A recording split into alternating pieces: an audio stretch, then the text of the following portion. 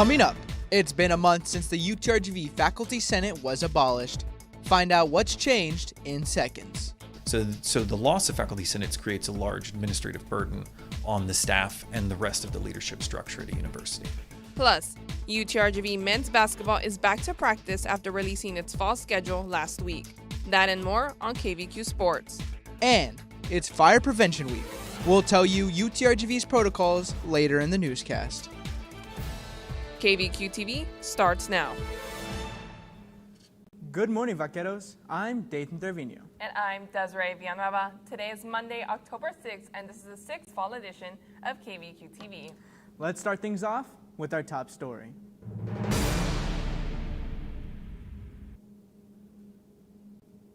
Senate Bill 37 abolished faculty senates across Texas public universities and colleges last month. Faculty senates are committees that make major policy-making decisions that affect faculty and students. That shift fell right here on campus. Jasmine Espinosa tells us how UTRGV is handling the challenges. According to a September 9th email from UTRGV's president, Guy Bailey, the university's faculty senate was dissolved ahead of September 1st. Now, a month after Senate Bill 37 went into effect, it is still unclear when the new committee will be formed and who will be in the new committee, or if such a committee will be assembled at UTRGV soon. According to former faculty senate president Christopher Gabler, UTRGV is waiting for the University of Texas System Board of Regents to share what the new policy will look like before making a move. Gabler says the faculty senate plays an important role in the development of higher education, research, administrative, and committee works for policies. He says without the members in place, there are fewer individuals to fill in the roles and the responsibility falls on staff. It's actually a very large gap to fill. And so apart from the issue of shared governance is simply the issue of governance in general and administration. So the loss of faculty senates creates a large administrative burden on the staff and the rest of the leadership structure at a university.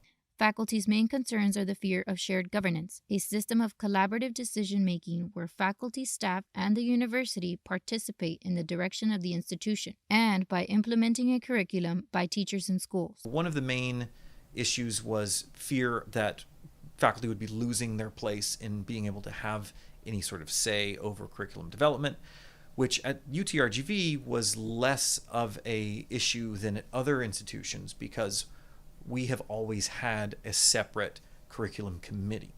And so it wasn't ever solely the faculty senate's place to determine curriculum or approve curriculum. Political science lecturer Brian Skoulos says Senate Bill 37 now requires half of the faculty senate members to be appointed by the president of the university, as opposed to being elected by the faculty senators. Appointed faculty senate members by the president can serve for 6 years. Elected faculty members can only serve for 2 years. Certain percentage of those, about half, will be all appointed by the president of the university, as opposed to the previous system where basically all faculty senators were elected by the faculty themselves. Skoulos says the bill also encourages universities to cut low enrollment programs or programs that do not show clear evidence of fields available to students. As for the low enrollment classes that may be cut, that decision has not yet been announced. KVAQ-TV reached out to Vice President for the University Marketing and Communications, Patrick Gonzalez, but he declined to comment. Gabler adds that the university cannot do much until the UT System Board of Regents shares a plan of action. It's hard to know exactly sort of where our voice will be and how strong it will be compared to what it was before until we actually see what the new policy handed down by the Board of Regents actually is.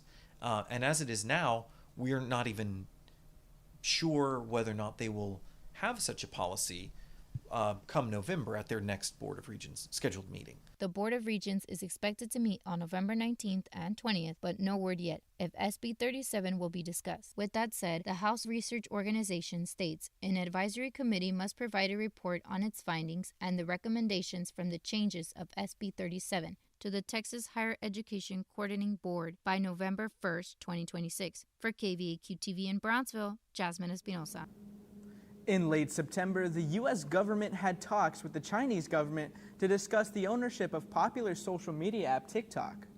Ian Juarez has the story. As of September 25th, the U.S. government has passed an executive order allowing U.S.-based companies to control a majority of TikTok. Three main entities, Oracle, Silver Lake, and MGX, will hold a majority ownership in the app. Assistant Political Science Professor at UTRGV, Eric Underwood, shares the potential impact the change of ownership may have on the app. So the main effect would be to reduce the Chinese government's ability to try to influence the content, because there's been studies that have shown that TikTok, more than other social media apps, particularly favors Chinese Communist Party content that's more adversarial to the U.S. government. Underwood says there is a positive outcome. The positive side, it also means that there won't be this constant fear of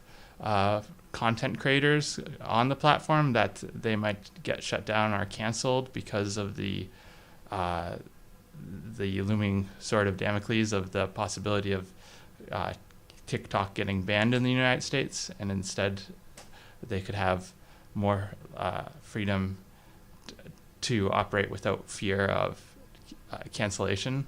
So it could create like a more independent platform for youth from outside influences. So it could also lead to different efforts to try to influence what sort of content gets on the platform. TikTok is a short-form content app with over 1 billion users worldwide, with over 100 million users being from the United States alone. President Donald Trump's current administration has been attempting to ban the application since January 19th of this year. Since January, the act aiming to ban the app has been delayed 4 times, once in January, April, June, and most recently in September. President Trump first attempted to ban the app in his previous term in August 2020 over data concerns due to the app's previous owner, ByteDance, being a privately owned and operated Chinese internet technology company. It is better for security because the Chinese are up to a lot of stuff around the world to try to influence opinions in a way adversarial to the United States and pro-Chinese, but also because the Chinese government has they do not care about free speech at all, and they are very willing to try to censor or silence any speech that opposes them. Now, regardless of your opinions of the U.S. government, it is at least a much more transparent process, and you'd have a much clearer idea of what's occurring. Underwood shared various research and articles related to TikTok's Chinese propaganda. Research conducted by the Network Contagion Research Institute revealed that in 2022, ex-employees of ByteDance's Top Buzz app reported that the company promoted pro-China content focusing on soft news and topics while actively suppressing any material critical on the Chinese government. UTRGV marketing professor Peter Magnuson explains other impacts of the deal in the U.S. If this is where kids and young adults hang out, it is going to be a very, very important platform for our big consumer brands to advertise on it. While the deal has not been finalized as of today, Magnuson is hopeful the deal will be approved. And having a high-level deal between the U.S. and China will set us more on a path toward integration and hopefully a more peaceful and coexisting future. For any updates, visit UTRGV-TV.com. For KVAQ-TV in Edinburgh, Ian Juarez.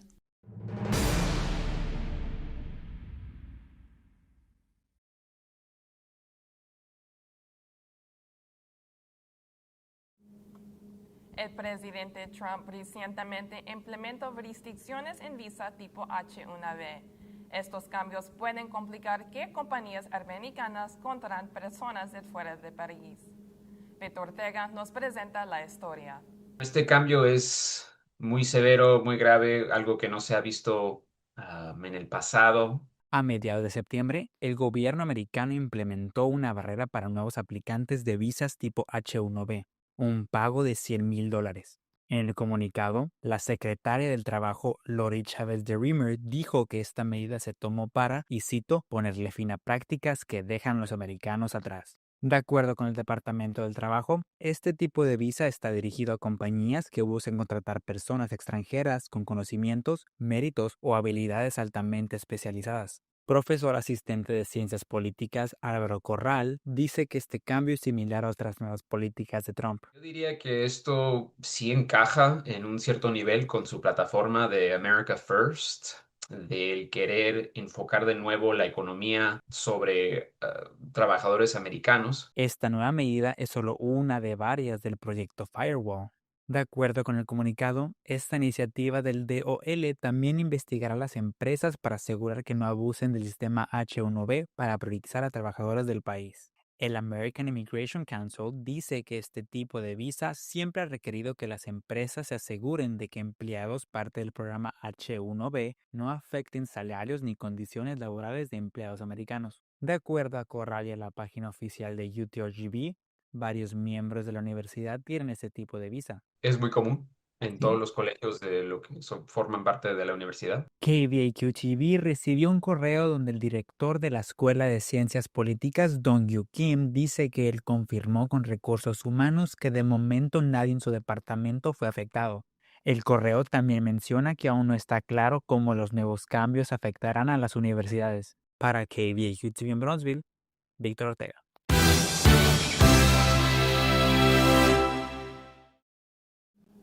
This week on KVAQ Sports, we spoke with basketball head coach Kahil Fennell as the team prepares for its 2025 season.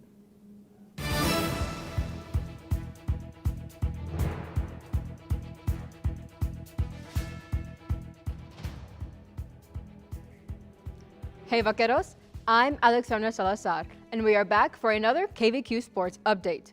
Starting things off with men's basketball, they are officially back in action, hitting the court for the start of practice ahead of the 2025-2026 season.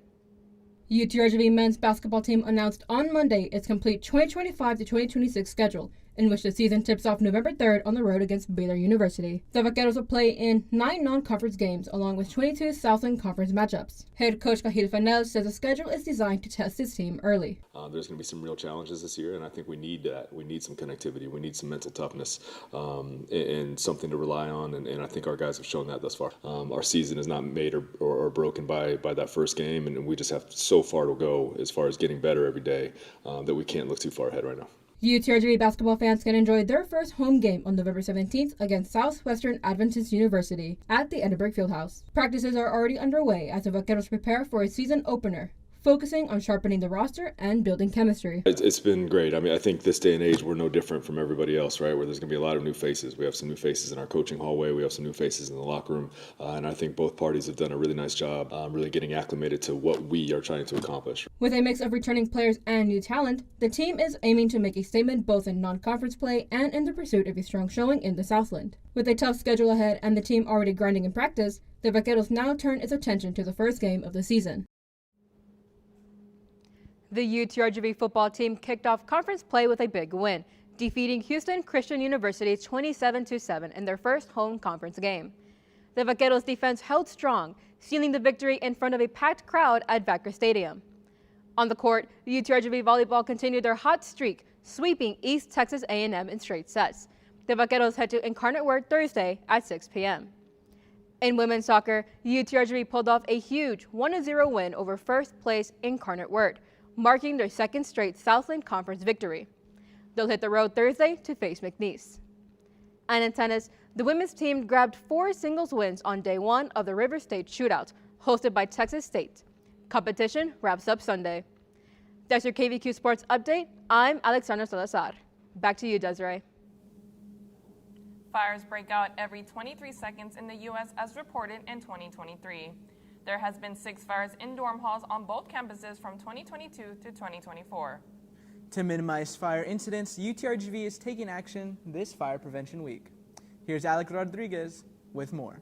On Fire Prevention Week, University Police and Environmental Health, Safety and Risk Management is offering free protocol training in case you ever find yourself near a fire. Fires happen all the time and at any time, so make sure you are prepared in case of an emergency. UTRGV Police Officer Marco Berta says to be mindful and to know the evacuation route in case of a fire. They should have the exit plan and how to get out of the building safely.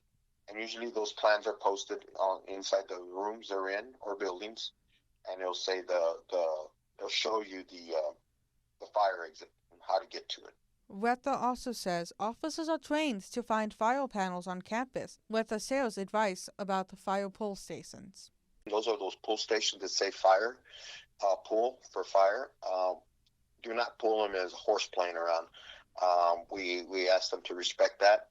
Those is only for emergency. So you'll see some fire pulls along, especially at the dorms.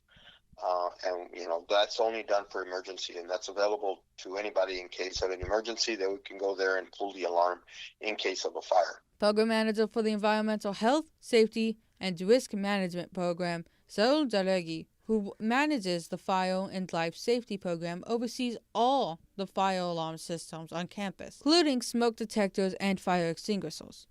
What to look out for, what is in a building that could potentially, impair your ability to get out, and what you can do to prepare yourself and be aware beforehand of what to do in case of a fire. Know where the exits are, know where the fire extinguishers are. If there is a sprinkler system, know that it's there, that it's going to work for you. This month's training on October 6th at the Edinburgh campus has reached its maximum capacity. However, the October 9th and 23rd training from 9 to 10:45 a.m. in Brownsville still has availability. Sign up at the training on utrgv.edu/training. For KVAQ-TV in Edinburgh, Alec Rodriguez. Thanks for watching, Vaqueros. Make sure to catch our next newscast at 8:30 a.m. Monday, October 13th on VCast monitors and select social medias. For KVAQ-TV, I'm Desiree Villanueva. And I am Dathan Thervino. V's up!